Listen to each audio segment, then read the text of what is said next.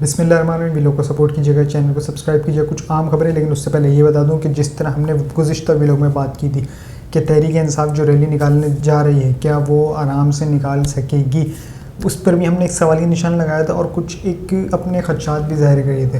तो लगभग कुछ वैसा ही हुआ और तहरीक इंसाफ को रैली निकालने नहीं दी गई, जबकि उनके बिल्कुल बरक्स, अब इसके बिल्कुल बरक्स आज जमात इस्लामी ने भी प्रोटेस्ट किया है इसराइल के ख़िलाफ़, जो कि उन्हें किसी रोक टोक का सामना नहीं करना पड़ा, क्योंकि रोक टोक का सामना सिर्फ एक जमात के लिए है और वो है पाकिस्तान तहरीक इंसाफ। क्यों? क्योंकि इनके झंडे और खान साहब की शक्ल उनको चुभती है और ख़ान साहब की जहाँ जहाँ शक्ल दिखेगी, जहाँ जहाँ उनको झंडा दिखेगा, उसे धर लिया जाएगा। तो आज जब जैसे ही ये निकले सब एक प्रोटेस्ट के लिए, इसमें कोई भी इमरान खान साहब को या फिर कोई ऐसा नहीं था कि किसी शख्सियत के लिए निकल रहे, वो फ़लस्तीन के लिए निकल रहे थे, ना वो मेरे लिए निकल रहे थे, ना वो फिर इमरान खान साहब की रिहाई के लिए निकल रहे थे, किसी चीज़ के लिए नहीं निकल रहे थे। खैर, अब रिहाई तो बहुत दूर की बात है, सिर्फ एक कुरान ख़वानी करनी थी इमरान खान साहब की। जो अभी रिसेंटली इमरान खान साहब की बर्थडे जो थी, उसमें सिर्फ एक कुरान ख़वानी करनी थी। उसमें वहाँ पर उन लोगों ने कैदी वाली वैन खड़ी कर दी थी, लाहौर की मैं बात कर रहा हूँ, ज़मान पार्क के बाहर। खैर, अब आ जाता हूँ इस तरफ जो कि एहतजाज था, लेकिन उसमें फिर पकड़ दकड़ हुई और इस तरह से गिरफ्तारियाँ की गई। आप ये फुटेज भी देख सकते हैं, यानी कि टू स्टेट थ्योरी। अगर तो हम तहरीक इंसाफ की प्रोटेस्ट पर देखें तो हमने इसराइल को कबूल कर लिया। क्यों? क्योंकि हमने प्रोटेस्ट करने नहीं दी, और प्रोटेस्ट करने कौन नहीं दे सकता? वही नहीं करने दे सकता जो नहीं चाहता कि कोई इसराइल के ख़िलाफ़ प्रोटेस्ट करे। अगर इस थ्योरी को देखें तो हमने इसराइल को बतौर पाकिस्तान ने कबूल कर लिया। अब इसी चीज़ को दूसरे एंगल में देखें, जबकि आज जमात इस्लामी ने भी प्रोटेस्ट की, उन पर ऐसा कुछ भी नहीं हुआ, और अगर दीगर जमातें भी करना चाहें तो कर सकती हैं, उन पर भी कुछ भी नहीं होगा। उसमें कुछ नहीं होगा। वो क्यों नहीं होगा? क्यों? क्योंकि फिर पाकिस्तान की दूसरी पॉलिसी कि पाकिस्तान इसराइल को कभी तस्लीम नहीं करेगा। अब ये दो पॉलिसी चल रही हैं, एक खान साहब को देखते हुए चला रहे हैं और दूसरे दीगर जमातों को रखते हुए चला रहे हैं। जो दीगर जमातें हैं वो सारी वो हैं जो बूट से शुरू होते हैं और कॉलर तक आ जाते हैं, और जो इस तरफ जमात है वो ना बूट पे आती है ना कॉलर पे आती है। वो बोलती है भाई जिसका जो काम है वो अपना काम करे, ये मेरा मुल्क है, मेरी फ़ौज है, मैंने भी यहाँ रहना है, आपने भी यहाँ रहना है, ना आप मुझे डिक्टेट करोगे ना मैं यहाँ से आपको डिक्टेट करूँगा। दूसरी तरफ ये चीज़ है, अब मैं कोई खान साहब का कोई स्पोक पर्सन नहीं हूँ, तो मैं एक जनरली आपको बता रहा हूँ कि इस तरह की एक चीज़ें हैं जो देखने में आ रही हैं। अगर तो ये सीन नहीं होता, ये पकड़ दकड़ नहीं होती, एक अच्छा मैसेज जाना था ना पाकिस्तान के, बतौर पाकिस्तान का एक मैसेज जाना था कि देखिए पाकिस्तान ने भी अपना प्रोटेस्ट रिकॉर्ड कराया है। क्या पाकिस्तान कोई दहशतगर्दी कर रहा था? नहीं, पाकिस्तान तो अपना एक प्रोटेस्ट रिकॉर्ड करा रहा था। सिंपल एक प्रोटेस्ट था फ़लस्तीन भाइयों के लिए कि हम आपसे इज़हार यकजहती करते हैं और हम आपके साथ शाना बशाना खड़े हैं। बस अगर तो हमें नहीं खड़े होने दिया जा रहा, यानी कि सबसे ज़्यादा पॉपुलैरिटी किसकी है? इमरान खान साहब की। तो इसका मतलब अगर वो कॉल देते हैं तो इस चीज़ को जहन में रख लें कि 65 to 75% पाकिस्तान बाहर आएगा। अब उनकी कॉल को दबा दिया गया, यानी कि आपने 60, 65 या 70% जितनी भी आबादी है जो उनके साथ है, उनकी आवाज़ को आपने दबा दिया। अब उनकी आवाज़ को दबाने का मतलब क्या? कि आपने मेजॉरिटी को आवाज़ को दबा दिया। अब मेजॉरिटी आवाज़ को दबाने का मतलब क्या है? कि आपने क्या इसराइल को कबूल कर लिया? ये एक सवालिया निशान है। अगर इसका जवाब कोई देना चाहे तो बिल्कुल दे सकता है। आ जाता हूँ थोड़ा सा आगे कि गुज़िश्ता रात दफ्तर ख़ारजा में आग लग गई। अब ये आग बहुत सेंसिटिव थी, इस चीज़ को ये नज़र रखा जाए कि अब आने वाले वक्त में ना एक केस जो चल रहा है खान साहब के ऊपर, जो साइफ़र केस चल रहा है, जेल के अंदर उनमें ट्रायल हो रहा है। अब फ़र्द जुर्म उन पर आयद होने जा रही है गुज़िश्ता 2-3 दिनों में, और उससे पहले पहले वहाँ पर आग लग जाना। हमने माजी में भी देखे हैं कि किस तरह से LDA के, अगर आप देख लें कि LDA के रिकॉर्ड किस तरह जलाए गए, यानी कि आग लग गई और LDA का रिकॉर्ड सारा मलियामेट हो गया। कुछ भी होता था आग लगा दो, सब कुछ रिकॉर्ड फारिग। इसी तरह से यही देखने में आया कि दफ्तर ख़ारजा के एक हिस्से में आग लग गई। अब ये देखा जाए कि उस हिस्से में आग लगी जहाँ पर साइफ़र पड़ा था, ये अभी तक हमें भी नहीं पता, आपको भी नहीं पता होगा इवन के इस इशू को बहुत लाइटली लें, इस इशू को बहुत हाईलाइट करना चाहिए। क्या साइफ़र बचा या गया? अब यही चीज़ अगर मद्देनज़र रख दें, ये बोलते हैं कि भाई साइफ़र जल गया, या फिर बोलेंगे साइफ़र तो था ही नहीं, साइफ़र तो खान साहब ने पहले ही बोला था चोरी हो गया, तो फिर एक ही हल बचता है।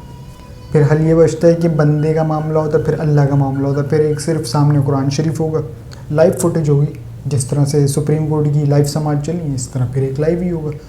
यहाँ शाह महमूद बैठे हुए हैं या इमरान खान साहब बैठे हुए और हमने हल्फ ले लिया कि भाई साइफ़र कहाँ मौजूद है, क्या साइफ़र वही असल जो साइफ़र था वो दफ्तर खारजा में मौजूद था, हाँ या ना। अगर वो बोलते थे हाँ मौजूद था तो बात ही ख़त्म हो गई ना, फिर तो जल गया साइफ़र। और अब इसी चीज़ को कंटिन्यू करते हुए एक बात और कह दूँ कि हफीज़ुल्लाह न्याज़ी साहब जो कि इमरान खान साहब के बहनोई हैं, अच्छा इनका अपना बेटा भी जो जेल में है हसन न्याज़ी, लेकिन उन्होंने आज रऊफ़ क्लासर साहब के एक शो में एक बड़ी तशवीशनाक बात की और उन्होंने एक तरह से मैं इशारतन आपको बता देता हूँ कि उन्होंने उनको जो कंपेयर किया ना वो भुट्टो साहब से कंपेयर किया। अब उनको ज़्यादा बेहतर पता होगा, मैं ये नहीं कह रहा कि उन्होंने जो कहा है वही होने जा रहा है, मैं ये भी नहीं कह रहा कि उन्होंने जो कहा है कि उन्हें किसी ने डिक्टेट किए। मैं तो एज़ उसको इस चीज़ पे देख रहा हूँ कि उन्होंने जो कहा है ना, जो हफीज़ुल्लाह साहब ने कहा है, यकीनन वो घर के बंदे हैं। क्यों? क्योंकि वो इमरान खान साहब के बहनों ही हैं तो उन्हें ज़्यादा इल्म होगा, क्योंकि उनकी बहनें जितनी भी हैं इमरान खान साहब की वो अदालती कार्रवाई में भी जा रही हैं, इमरान खान साहब से जेल में मिलने भी जा रही हैं, तो उनकी नॉलेज में काफ़ी चीज़ें होंगी हफीज़ुल्लाह न्याज़ी साहब के। तो अगर हफीज़ुल्लाह न्याज़ी साहब को इन तमाम सूरत हाल को देखते हुए इमरान खान साहब से जब मुलाकातें हुई होंगी बहन से, तो उन्होंने अपनी बहनों को बताया तो होगा ना कि उन पर किस तरह का दबाव डाला जा रहा है, क्या उनसे मुज़ाकरात हो रहे हैं, क्या उन्हें कहा जा रहा है, तो फिर वही चीज़ें घर में भी शेयर हुई होंगी।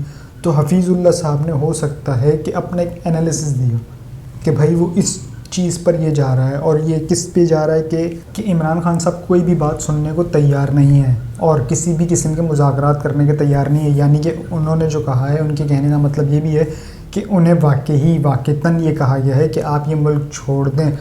उनका ये कहना है हफीज़ुल्लाह साहब का कि इमरान खान साहब एक चीज़ पर डटे हुए हैं कि मैं किसी सूरत भी अपना मुल्क छोड़ के नहीं जाऊंगा, मैंने यहीं रहना है। उन्होंने एक तरह से टक्कर लेने की सोच ली कि अब जब मैं लड़ा हूँ ना तो फिर मैं प्रॉपर लड़ूंगा।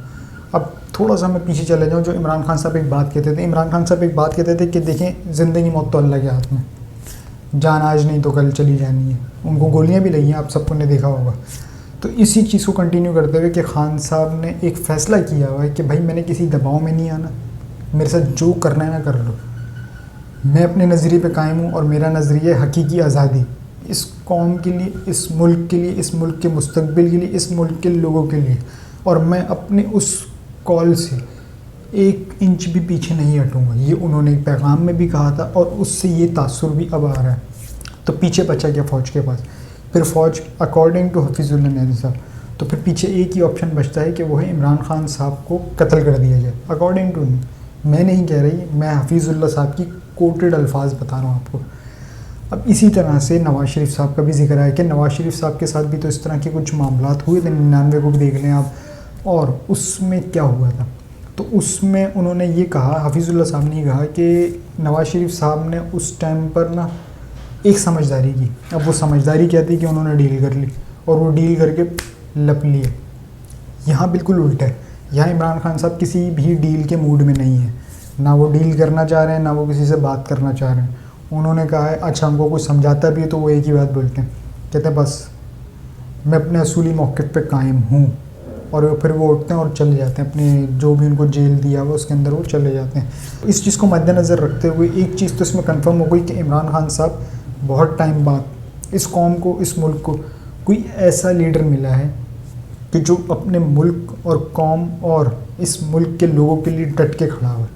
ना वो किसी दबाव में आ रहा है, ना कोई डील कर रहा है, इवन कि वो बोल रहा है भाई मेरी जान जाती है ना तो चली जाए, लेकिन मैं अपने असूलों से 1 इंच भी पीछे नहीं हटूँगा। तो इस तरह के जो लीडर होते हैं ना, बहादुर दिलेर, ये सदियों में एक बार पैदा होते हैं, सदियों में एक बार पैदा होते हैं। इसी तरह आप देख लें तुर्की में रजब तैयब एर्दोगान साहब, क्या उन जैसा कोई दूसरा है? हालांकि उनकी तीसरी चौथी टर्म ही है, वो दूसरा क्यों नहीं आ सकता? क्योंकि ऐसी कोई लीडरशिप बनी नहीं कि जिस पर आवाम एतमाद कर सके। आवाम को एतमाद था रजब साहब पे, उन्होंने उनको मुंतखब कर दिया। इसी तरह से इमरान खान साहब को ले लें कि आवाम को उम्मीदें हैं, उन्हें भरोसा है कि हमारा रहनुमा, हमारा रहबर खान साहब से बेहतर कोई नहीं हो सकता और वो हमारा मुकदमा बहुत अच्छे से लड़ सकता है। इवन के फ़लस्तीनी जो हैं, मैं आपके साथ ये चैनल ट्वीट भी शेयर कर देता हूँ, ये फ़लस्तीनी शहरी हैं, वहाँ की एक सहाफ़ी हैं। अब ये ना कह दीजिएगा कि ये पीटी की कोई सपोर्टर है या पीटीआई ने इन्हें कोई फ़ंड जारी किया है और कहा है कि भाई खुदारा ट्वीट कर दो, ये वो कुछ भी नहीं है। आप इनके ट्वीट अकाउंट चेक भी कर सकते हैं। इन्होंने शुक्रिया अदा किया खान साहब का कि खान साहब आपका बहुत बहुत शुक्रिया कि आपने हमारे लिए आवाज़ उठाई थी। ये उनका ट्वीट है, आप ये देख भी सकते हैं, इनके नाम को सर्च भी कर सकते हैं। मैंने खुद वेरीफाई करके तभी आपके साथ ये शेयर कर रहा हूँ। तो अब देखना ये है कि आने वाले वक्त में जो ये अभी साइफर केस की समाज चल रही है, इसका फ़ैसला क्या आता है, क्योंकि अभी उन्होंने यही कहा है ना कि हमने फ़र्द जुर्म आयद करनी है। अब वो क्या फ़र्द जुर्म आयद करने जा रहे हैं, ये चीज़ बड़ी अहम होगी। क्यों? क्योंकि इसमें साइफ़र का मामला ना, एक बिल्डिंग में आग लग चुकी है, अब साइफ़र गायब हुआ है नहीं हुआ है। अगर तो यही चीज़ होती जिस तरह से हफीज़ुल्लाह साहब ने एक पॉइंट आउट किया, कोड की है, तो इसका मतलब यही ये प्री प्लान गेम है और इसमें इमरान खान सबको धकेला गया है। और इसके पीछे कौन है? According to him establishment. According to him, मैं उन्हीं के अल्फाज कोड कर रहा हूँ, मैं अपने अल्फाज नहीं डाल रहा। तो इसी चीज़ को देखते हुए अगर तो ये चीज़ें इस तरह ही होती हैं अकॉर्डिंग टू स्क्रिप्ट, तो इसका मतलब क्या ये अवाम फिर ये चीज़ें कबूल कर लेगी या नहीं करेगी? इस चीज़ का अंदाज़ा तब होगा जब साइफ़र केस का फ़ैसला आएगा, या फिर साइफ़र केस की जो समाज चल रही है उन पर फ़र्द जुर्म जो आयद होगी, क्या साइफ़र है या नहीं है। अगर नहीं है तो इस चीज़ को बड़ा हाईलाइट किया जाएगा कि साइफ़र कहाँ है। फिर यही होगा कि बिल्डिंग में आग क्यों लगी, इस तरह के सवाल जन्म देंगे। खैर, अब देखना ये है कि आने वाले दिनों में होता क्या है। अब तक के लिए इतना ही जी, अपना और इस चैनल का ख्याल रखिएगा। चैनल को सब्सक्राइब जरूर कीजिएगा। अल्लाह हाफ़िज़।